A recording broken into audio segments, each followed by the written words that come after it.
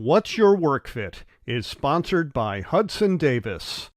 Start your brand's marketing and communications journey today at hudsondaviscommunications.com. I'm Dan Smolin. I built a successful executive career in marketing and communications before becoming a top headhunter and founding my own executive search firm. Now get this, every day, mainstream media runs stories in which old school bosses and thought leaders frame your work and workplace issues in ways that are often divisive and unmeaningful. And that's just crazy. The time has come for you to answer the question, what's your work fit? So that your work and career fit who you are, how you want to live, and what you want your lasting contributions to be. What's your work fit? It answers your questions and tackles the issues that keep you up at night about advancing your career in this time of workplace revolution. So let's get started.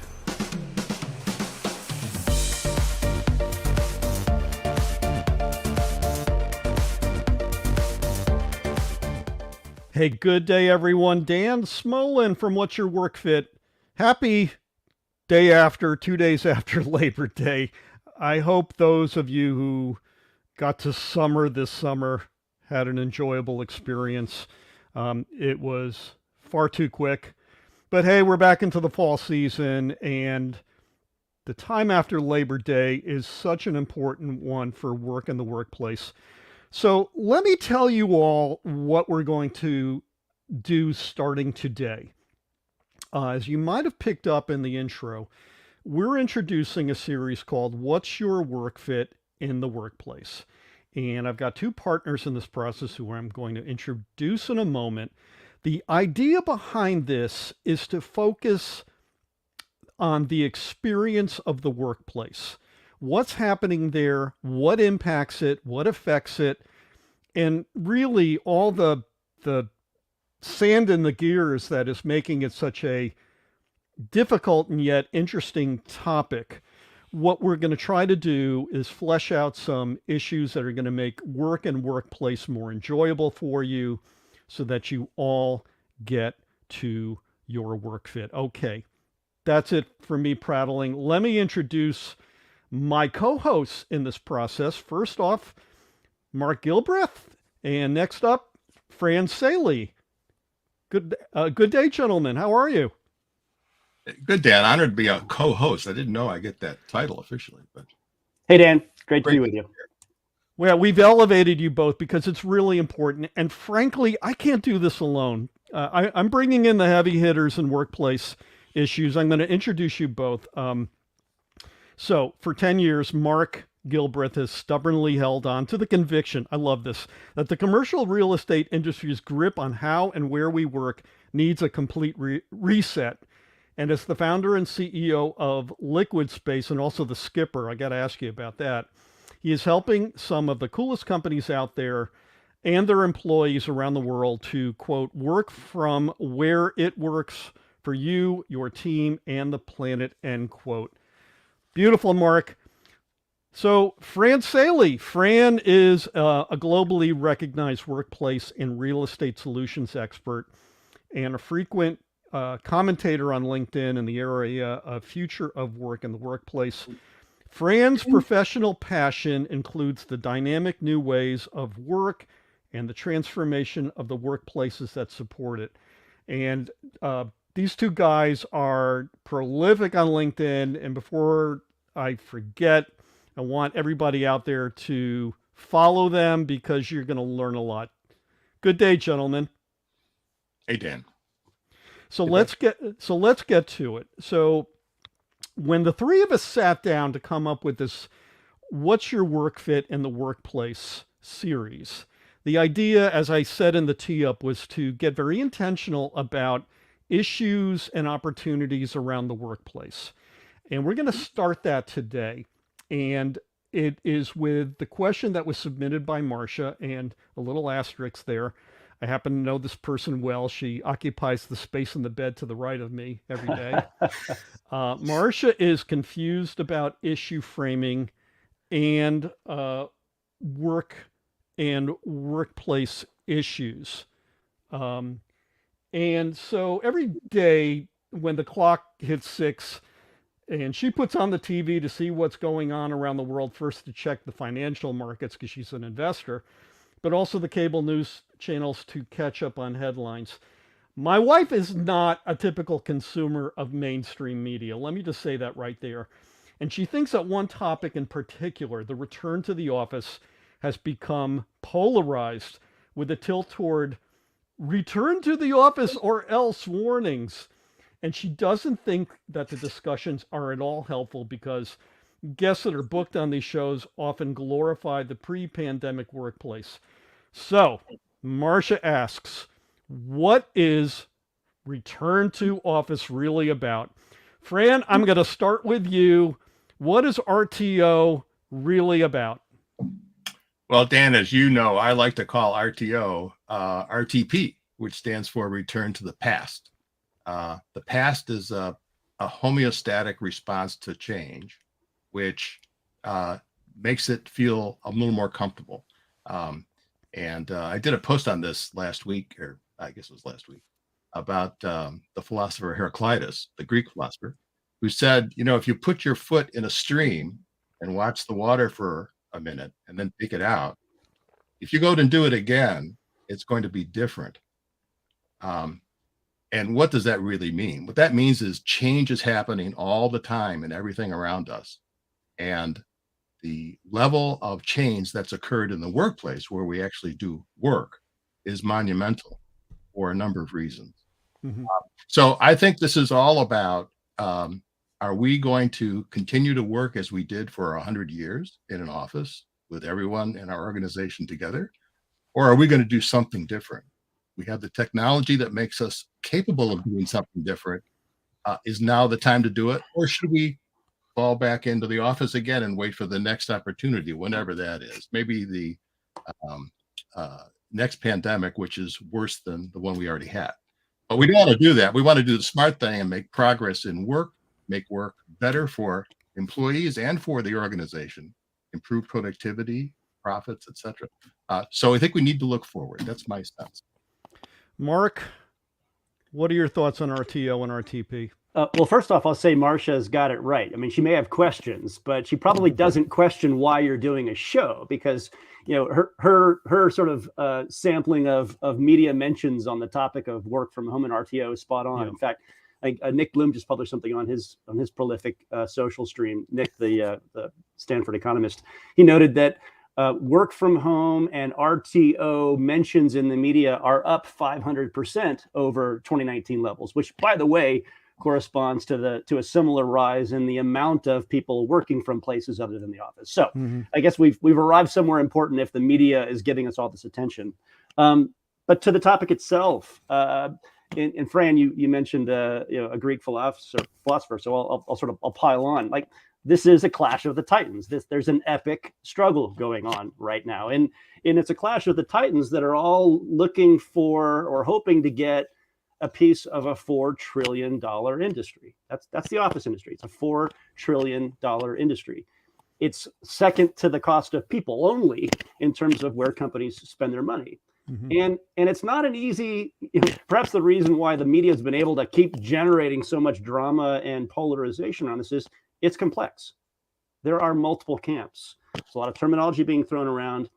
From my vantage point, I think you've got three primary titans or armies that are sort of tearing at the carcass of the $4 trillion office industry. Oh my!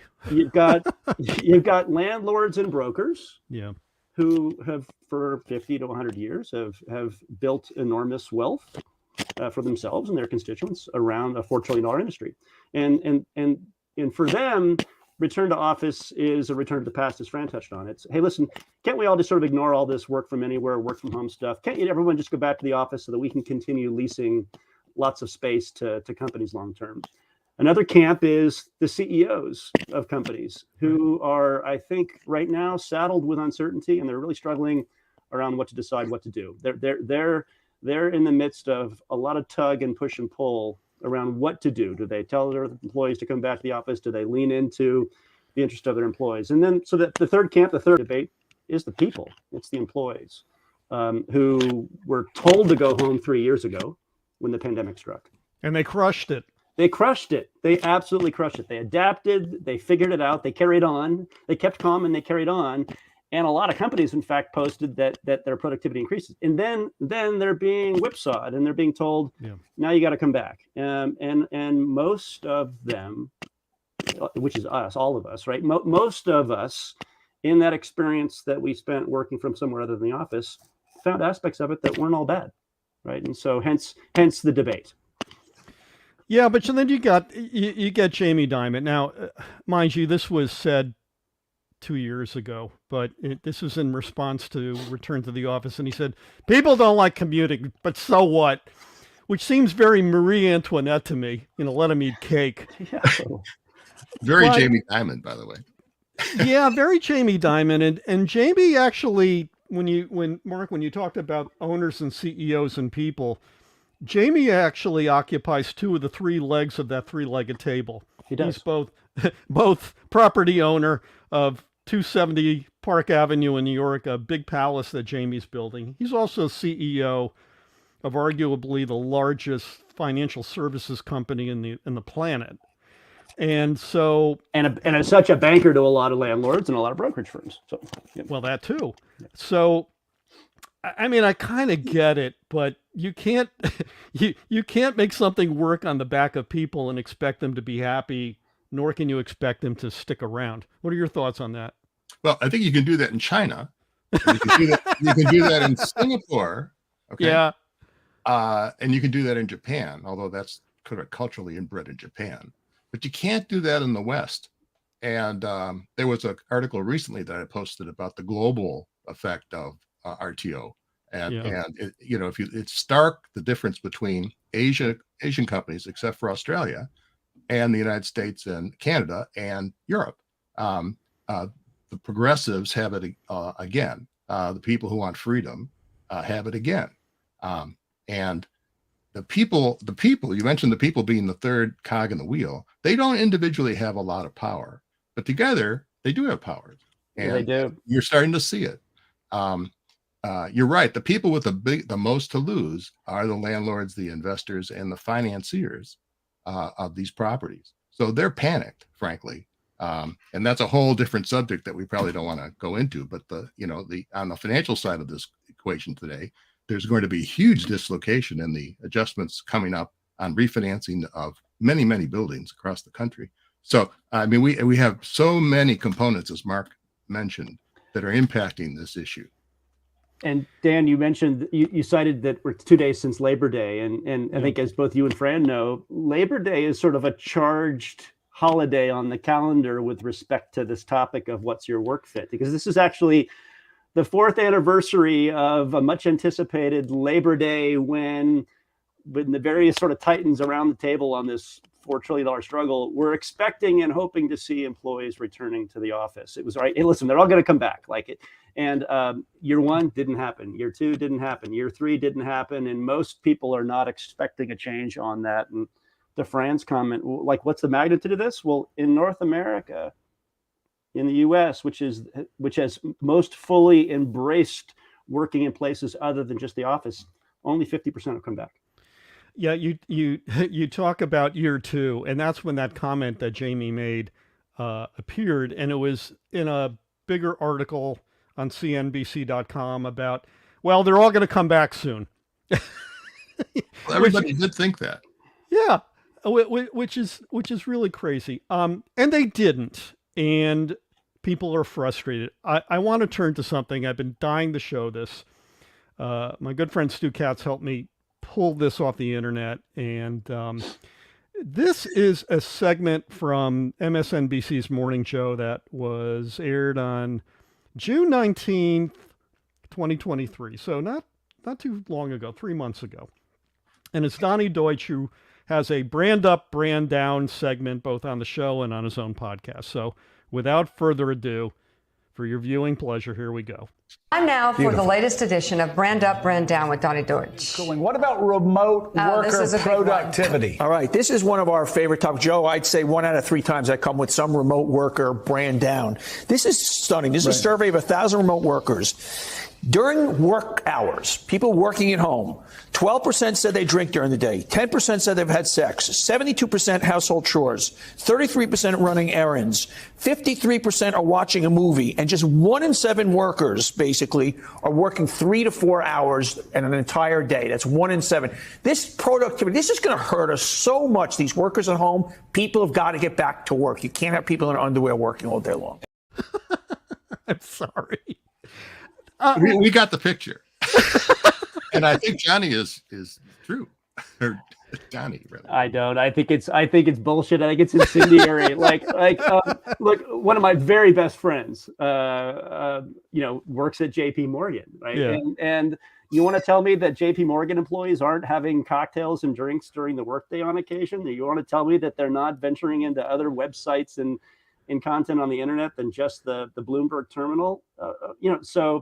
So, there are, of course, abundant countervailing arguments for how distracting and unproductive the office can be. So, but it makes good headlines. Well, listen, I like Donnie, but that's whacked. That's whacked AF. And the thing that bothers me is the laziness. And as both of you guys know, I started in broadcasting, and I really thought my career was going to take me into news production and really doing the kind of work that supports a show like Morning Joe, but do it intentionally and be a good journalist. There was no good journalism in that. I know that the quote unquote survey that he described was also described in the pages of the New York Post, which hasn't really been an advocate of work from anywhere. They really have been parroting the old tropes, if you will, of shame and you got to get back and fear of missing out and all this other mishigas that obviously is not working. If it was working, we wouldn't be having this discussion. But people saw that they could be productive working from anywhere. They saw that they could have a work fit so that, hey, if they wanted to go and see their daughter at a school recital, they could do it and then get back to work. And oh, by the way, working 4 hours a day, I don't know anybody who just does 4 hours a day. Work happens throughout the day, and it's not a continuous thing. People can't work that way.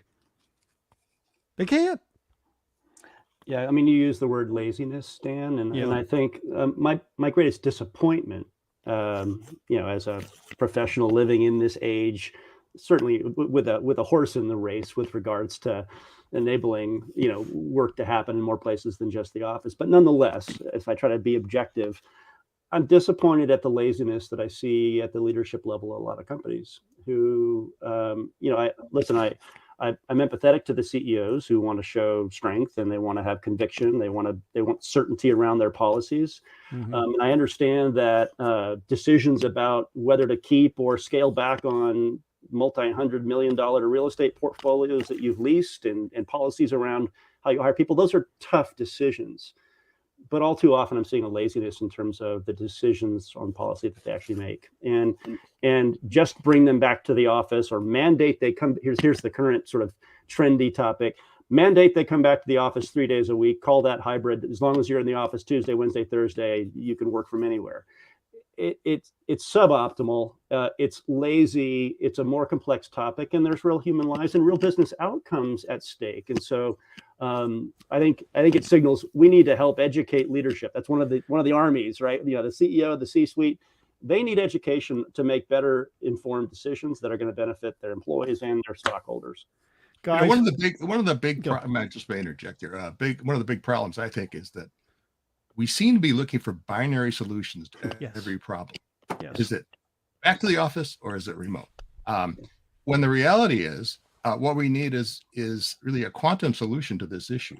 We have to look at the people who are out there. Are they seasoned 20-year veterans who are really great on their own and come in and interact with people whenever that's appropriate?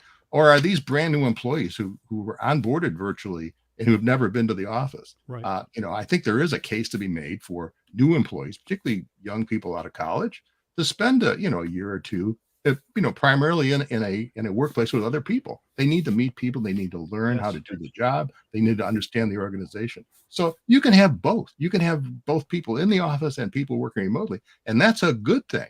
But for whatever reason, nobody wants to dissect this into the components.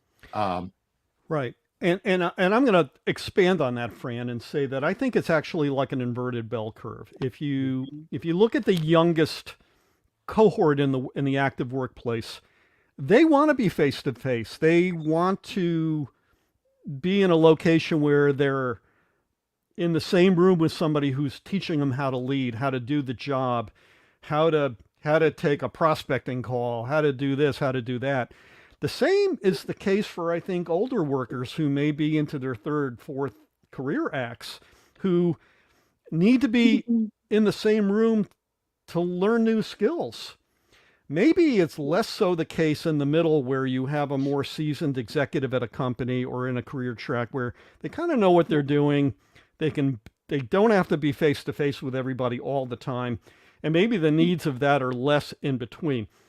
Now, because of all that, I think you guys can maybe explain to our audience how the workplace has to change to be less a people silo and more of an engagement place, where prescribed based on the objectives of the mission, the workplace will serve very specific needs or outcomes. What are your thoughts on that, Mark?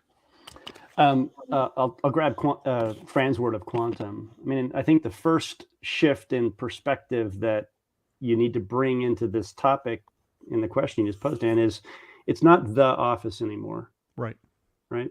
In 2019, we were 100 years into a feudal office sort of architecture, system, where the kings or the lords mandated the work to be done, and the work happened at the places that the king or the lord mandated it to happen.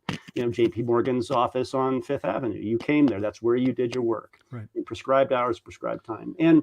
And for the best companies, I think they were well intentioned. They spent lots of money earnestly on creating great, engaging workplace environments, and furniture companies like Steelcase and architects like Gensler worked real hard to create extraordinary palaces. But the arrogance of it was to presume that any one designer, any one workplace leader, any one company leader understood all the variants and all the different elements that make up the best work fit for any one individual at any one time. And it's an incredibly complex and unique and personal thing. The task at hand, the temperament of the individual, the people they need to interact with, other aspects of their life dependencies, all of those things influence what will be the best place or the best office. And so in this new world that's being reordered, office has become an infinite thing. Office has become anywhere. And the companies that are getting it right, companies like NVIDIA, for example, the sixth most valuable company in the world, are embracing the notion that work can happen in a distributed fashion. So office isn't singular, it's plural. In fact, it's infinite. Secondly, and this is the second critical pillar of two, they're embracing the principle of giving that choice, entrusting that choice to the individual. To trust that employee that wants to bond with colleagues will choose to do so rather than mandating it. So office is now infinite, and choice is now a prerequisite to succeed in this new sort of office world order that we're in. So you said some interesting things, and I think we've talked about the leaders of the workplace, the CEOs, the people like Jamie Dimon and others who are running these glass palaces and want everybody back. But in this big mix of venuing, as we've described it, where the workplace gets determined after one considers, or a team considers, what's the mission, what are the parts and pieces that we need to include in it, do we need face-to-face involvement for this all the time or part of the time? Right. Is there a head down component of it where you could be remote? Then you determine what the venue looks like. And I think that the traditional old school hiring manager would look at that and their head would explode because they're like, why do I need to bother with all that extra work? But as you guys have pointed out to me, that's where forward-thinking companies are going, which is to say, we're going to mitigate our real estate footprint, number one. And number two, we're going to design the workplace experience. And maybe, Mark, you can talk a little bit about how LiquidSpace informs this in a positive way with your clients. Yeah, I'll keep it brief because I know Fran's got strong perspectives on this stuff. Sure, but look, in 2019 and for the 50 to 100 years before that, workplace was the locations that the company leased space for 10 years or longer. In some cases, even owned the buildings outright. That's just the way it happened. And when you applied for and were hired for a job, you reported to that location, and oftentimes that meant moving to that city. Right. So talent centered around place. Place was dictated by company. Company chose place based upon a myriad of factors, but oftentimes wherever the founders or the leadership started, and the pandemic proved something that a lot of workplace followers knew even before the pandemic, which was that model is grossly inefficient. It's inefficient from an economic standpoint. Dirty little secret: before the pandemic, it was already true that the typical desk or office in the typical office building was empty or occupied only 35% of the time. Yet that asset, which is the second most expensive thing on the balance sheet or the P&L of a company, and is over 40% of the carbon footprint of a warming planet, that asset was being bought and procured for 10 years at a time. So our here at LiquidSpace, our perhaps unreasonable aspirational vision is, wait a minute, rather than building more buildings and foisting on the industry more 10-year leases, what if we harvested that which has already been built more efficiently? What if we unlocked and opened up choice to professionals around the world and give them, a platform, a marketplace fundamentally that gives them all of the choices that exist, and allow companies that want to embrace choice and want to have a more efficient footprint and want to have more engaged employees, give companies the ability to easily tap into what is today a vibrant global ecosystem of places that you can book by the hour and by the day or by the month or by the year, wherever you need it, whenever you need it. So zero waste rather than long-term leases, employee choice rather than mandate. That's what LiquidSpace stands for. Fran, what are your thoughts on all this? Well, the fact that in the U.S., I think markets 6,500 plus locations that are available for flex spot space, basically, and that can range from a desk to a room for 30 people. The variety and the flexibility is out there, and it's available, on almost on demand, frankly, for a day, 2 days, a week, a month. So it really is a nice fit for most organizations today that are changing so much. But to go back just for a minute on the question of people like Jamie Dimon and David Solomon talking about how it's important to interact with people. If you think about what CEOs at that level do, the only thing they do is meet with people.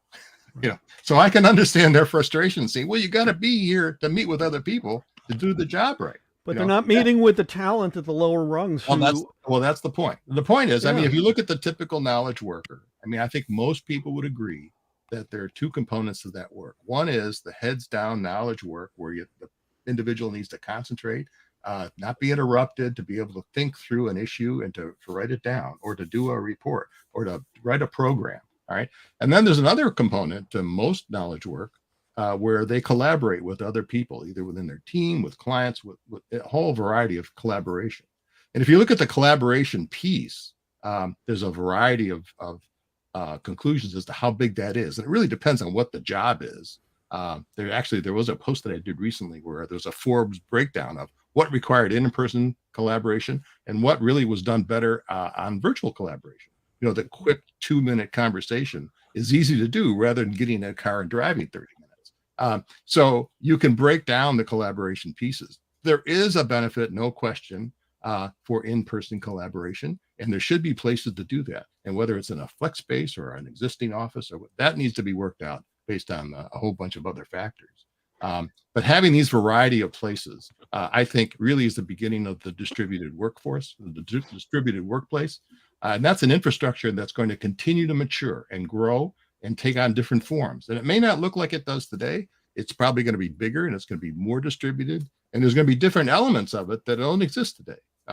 So I'm very excited about that emerging over the next several years. Yesterday at the close of the financial markets, GitLab, which is a 100% distributed workforce company, a software play, they beat their estimate quite a bit. And so there you go. This is a company that's 100% distributed. They don't have any leaseholds that I can think of. Maybe they have one, but last I checked, they didn't. But they're crushing it. And the people that work for GitLab go to GitLab because part of the experience is being distributed. It's woven into the value that, yeah, we expect you to work hard, but we expect you to have a wonderful, enriching life, and hopefully one that doesn't include a lot of travel and a lot of stuff like being stuck in traffic all day long. And GitLab's a great example. They were a company that was distributed from day one, right? And they're a great firm to study for all of the companies that are contemplating moving in a similar direction, which is toward away from purely mandated office 5 days a week. And I think the high level call out is it takes intentionality. GitLab has developed and mastered and also been very open with sharing the playbooks, the policies, the strategies, the way they have learned to work productively and even more productively than they had in their past lives when they were working offices as a distributed company. But it takes work. It's not a free ride. Now, what do they enjoy as a result? Or as we would say, what's the dividend that they net as a company as a result of choosing something that is distributed in terms of workplace? There's an enormous people dividend that they enjoy. They're able to hire talent anywhere in the world. Right. And increasingly, talent is choosing to work for companies like GitLab, like NVIDIA, where there is some degree of choice about how and where you can work. Nick Bloom of Stanford has actually quantified that. Mm-hmm. The average knowledge worker is willing to take an 8% pay cut for the privilege of some level of choice. So there's powerful people dividend. Talent, which is everywhere now, wants to work for companies that respect and enable choice. It also tends to be more productive talent. When they're given that choice, it tends to be more loyal, and they tend to be larger advocates. That's only half the dividend, though, the people piece. The other dividend that GitLab fully enjoys, and more companies are tapping into, is an economic place dividend, or in simple terms, the cost per employee to house them with leased office space is an order of magnitude higher, 10x plus higher than the real costs of enabling space when it's needed, where it's needed. Tapping into workplace on demand in a zero waste fashion is proving to be as much as 1/10 of the cost of what companies are burdened with the old traditional real estate model. So hybrid dividend is a powerful people dividend, and it's an extraordinary hard cost economic dividend. Fran, what do you think are the biggest misunderstandings amongst people that you engage with on LinkedIn as it pertains to RTO and RTP? What are the things that people still aren't grasping in its importance and where we go going forward with a new workplace arrangement?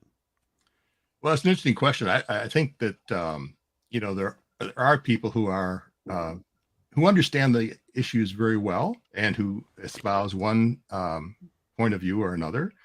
To some extent, there are biases built into what they say, and you can read it very clearly in that. Certainly in the press, you see it because it's top down. It's Rupert Murdoch saying to the New York Post, "You'll write this," and they write it. Right. So that's there. It's not directly there about Rupert, but it's clearly there. I think the people who are most confused are the people, the workers, the people in the middle, people who are trying to figure out what to do and where this is going. And that's problematic because they're at the point where they need to make a housing decision. They need to decide where they're going to live. They need to decide, should I stay with this company or do I think I'm going to be ultimately sucked back in a boil the frog scenario, back into an office at some point when it's least expected? So I think it's the average worker, frankly, who is confused and who really needs some counseling as to what makes the most sense for them. And I'm not sure that that's available independently. Well, you can't call your shrink for that. No, but we do get our framing from mainstream media, and that's been my biggest disappointment in that the frames that we see every morning about future of work are so binary. You know, right. you either come back to the office or not. If you don't come back to the office, then like Donnie Deutsch, you're presumed to be frolicking all day in your underwear, working less than 4 hours a day. And that isn't helpful, especially to somebody who's new to the workplace, who doesn't know any better, and is probably full of anxiety about making a good impression and developing their careers, and maybe getting very confused about where the future of work is going. Correct. No question about that. And I think, there's an article this week, I think, that talked about RTO being a stalemate. This was Alan Murray and Nick Gordon, I think. Good article. Yeah. And they talk about the fact that, this is over. Okay. It's a stalemate. Yeah. Okay. And the real measure in the current edition of RTO mandates is going to be how many people get fired between now and December. So we're trying to develop a meaningful count of how many people are actually fired. It's a very corrosive statement, and it's coming from a lot of different places.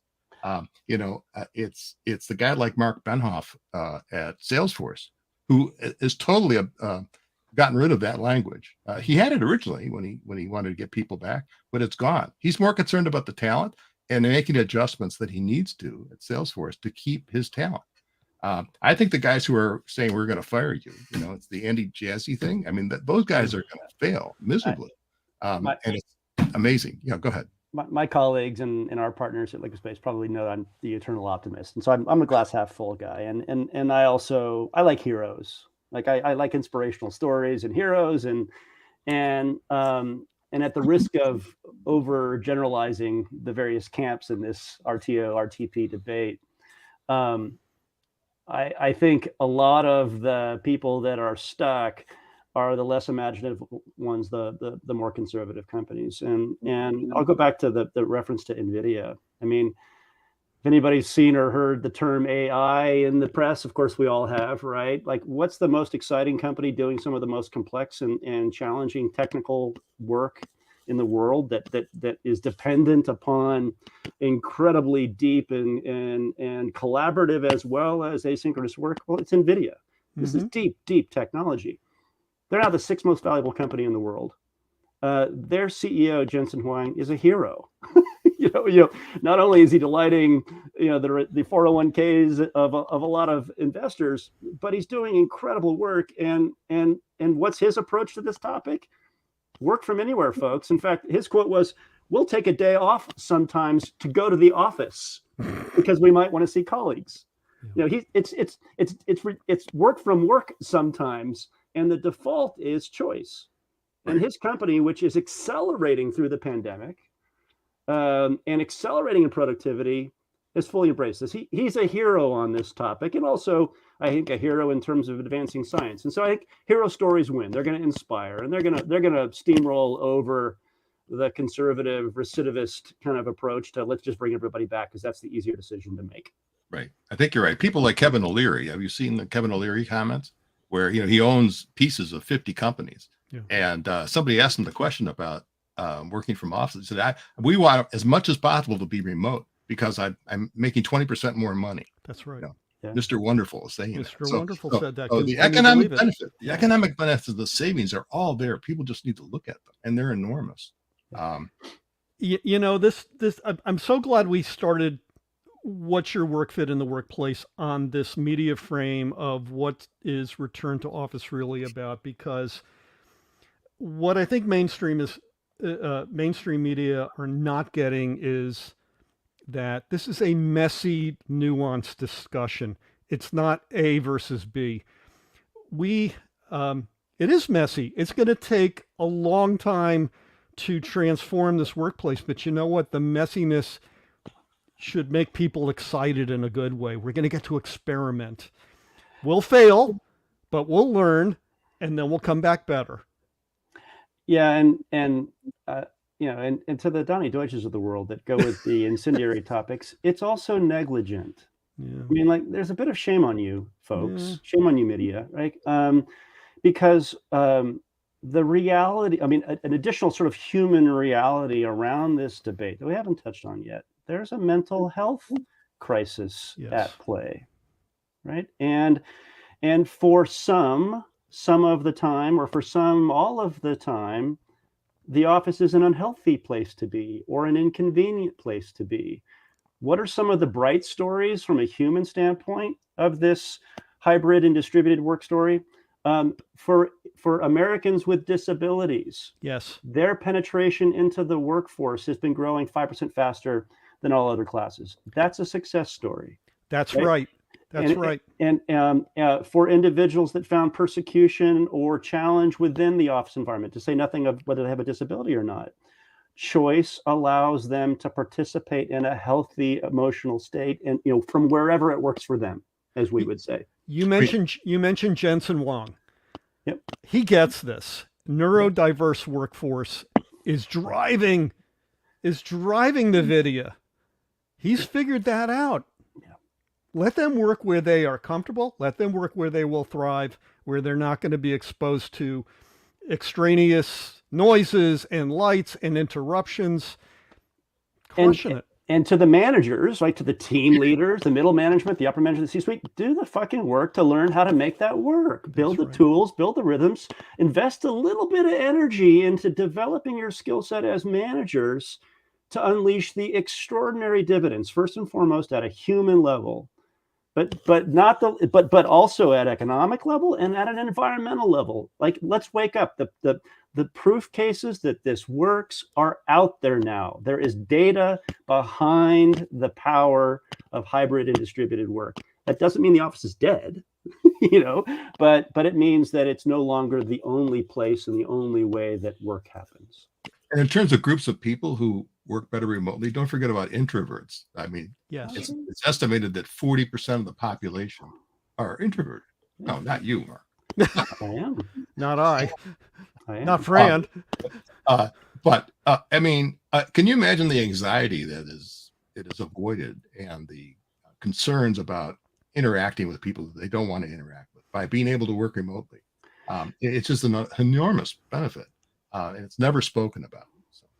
Gentlemen, we're kind of running out the clock here. I just want to cover a couple more topics. And number one, we're going to come back in October, our next episode together, where you guys get to ask the questions too.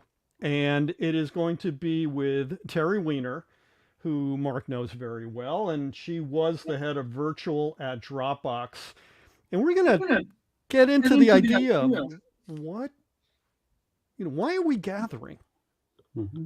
And that might seem kind of meta, but it's actually a very, very important topic. And so to our audience out there, mark your calendars, October 25th.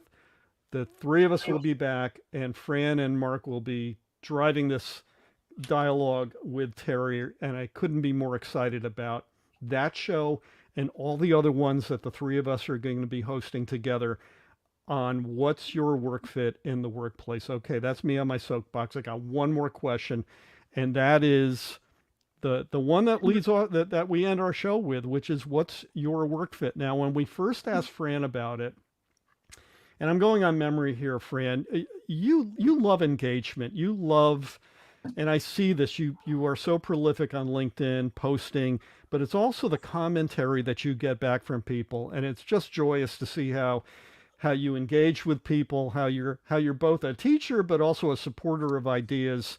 And that seems to be your work fit. So we're going to turn to you, Mark, and ask the question, what's your work fit?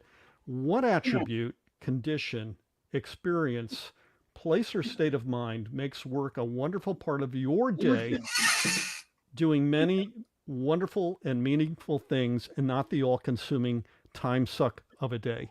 So what's your work fit? I saw you both chuckle when I raised my hand and said I'm an introvert. Well, but I am. I am one of those people that that the cocktail party or the crowd draws energy from me. That doesn't mean I don't get stimulation from it. It doesn't mean I don't seek it periodically. But for me, my batteries drain when I'm in deep collaboration or deep social, and I recharge in an isolated way. So my work fit and my life fit is somewhat reflects that. After 20 years in Silicon Valley and in Asia in office buildings, I moved to a small mountain town. In fact, LiquidSpace was founded in Sun Valley, Idaho.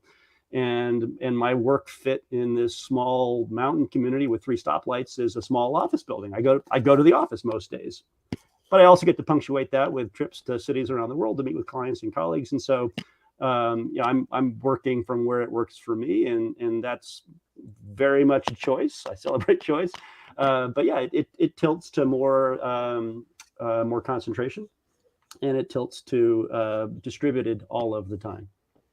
I think that's wonderful. Gentlemen, thank you so much. This has been a great first show together, and I look forward to us leading another great workplace discussion on October 25th with the wonderful Terry Weiner. Thank you so much. We'll see you next month. Thanks, everybody, for joining. Thanks, Dan.